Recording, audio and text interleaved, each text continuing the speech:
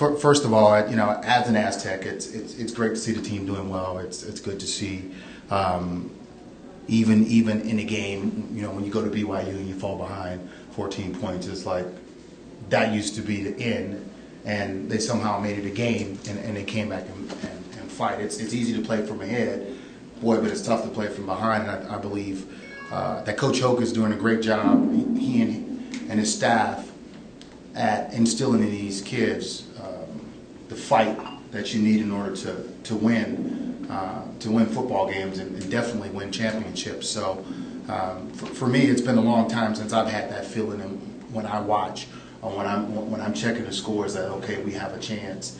And part of the reason why I feel like is important for me to do what I'm doing and what I'm trying to do with my foundation with San Diego State is to provide for these kids, you know, hope. Like they need to know that we care. Alumni, the people in the community. I mean, I remember what it was like to play in front of, to have that stadium full, or to have it look full. And I believe that they're working towards that. They're doing the things that are necessary and that will draw people. I talked to them early in the year and I said, listen, if you win, they will come. And slowly, as they continue to have success and win, I mean, I believe that people will come.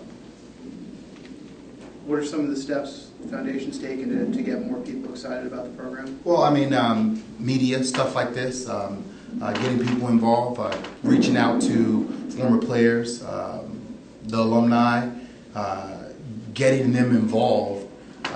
It's funny that you know, I run into people that went to school here, and let's take Strasburger, and it's like he's the first pick, and they're like, oh, I went to that school. Like, those are things that you should know. You probably should have been following him. The kid has been good pretty much his whole time here, but it's keeping them in tune.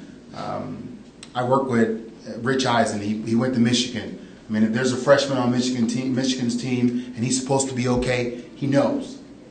And that's the kind of things that I would like our alumni, whether you played sports or not, to kind of be embedded in and enriched, and the tradition and what's going on at San Diego State in just about every sport, and not be surprised when you hear the first pick came from San Diego State. Coach Faulk talks a lot about tradition and trying to build one here.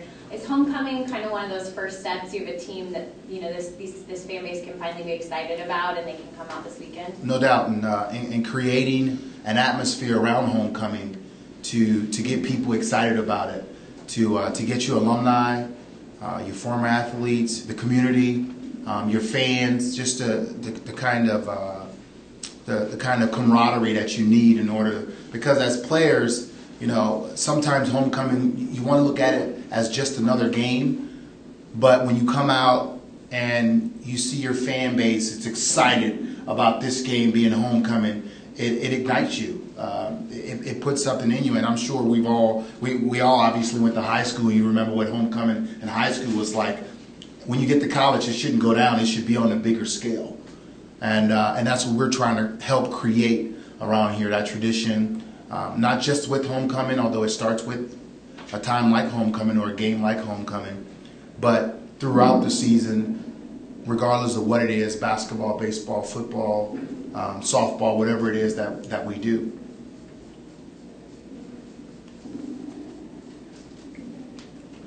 What are your duties on this Friday? What are you going to be doing? Basically, I'm the host, and you know, outside of welcoming everyone from coming and thanking them from supporting the event, what I'm telling you guys about what we're trying to create is basically what I'm going to be conveying to them as to what these young men need from them, what the student athletes here at San Diego State need from them, and if they bring it and they give forth. Not just financially, but being at the games and supporting programs turn around like that. You start to get the kids, because you know nobody wants to go to an empty room. You know, if that room's crowded, more people wants to go into the crowded room because that's the place to be. So those kids that are maybe going to other schools, when they come to a San Diego State game and it's packed and it's crowded, they want to play in front of that crowd. So we need to provide them our time and our support to make it look like what it should look like, so we can get those kids to come here and make this a better institution. And then, you know, we can start talking about, like we hear the Boise States and the Utahs, talking about BCS and stuff like that. Anything else? Mark, your impressions of Ronnie Hillman? You get to see a lot of him? I've gotten an opportunity to watch him. Kid has a special skill set. I think they're doing a good job at not overloading him with carries, not giving him a whole lot or too much, or over rushing him. But I think that, you know, as he matures as a runner, and as his body starts to develop and they can get him into the weight room more, you'll see a guy that he'll be playing on Sundays at some point in time in his career. I mean, it's easy. He has that kind of talent. Is it tough when he's played like he has, and I've heard, well, maybe another Marshall Faulk? I mean, that seems like that's tough for him, you know, because it's always tough when a guy has done it and you're behind him. Yeah. But like I told him, it was funny that his first game started like my first game. You know, my first carry, and everybody talk about the Pacific game, but my first carry came against Long Beach, and I fumbled the ball my first carry. And I'm at the game, and he fumbles the ball, and I'm like, I had to go tell him, I said, it's so funny that I'm here having this conversation with you right now. My first carry in this stadium against Long Beach, I fumbled. And then from then on, my career started. And I said, you're going to get another opportunity. Take advantage of it. And you know, the next week, I mean, he did. And it was good to see that, you know, he has that mentality that you have to forget those things. You know, you got to put those things, you have to learn from them, but you have to put them behind you. And he has that within him. Marshall, can you address how it's changed for a young star recruit in high school as far as the pressures they face maybe, and just with all the attention of the internet, everything that's going on now, how much more challenging? It's harder. I'll tell you that. On a young kid coming to college, it's harder.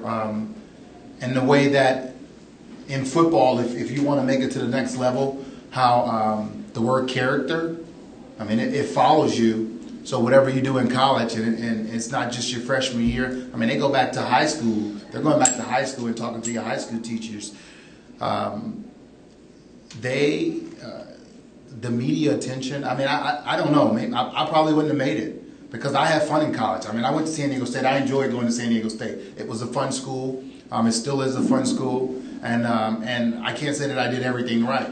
Some of the things that I did that I thought was adolescent and fun, you're not allowed to make those mistakes anymore. I mean, they're held against you. Young men leaving high school, whom many are on their own for the first time, making a lot of their own decisions. From day one, they have to do the things that are right.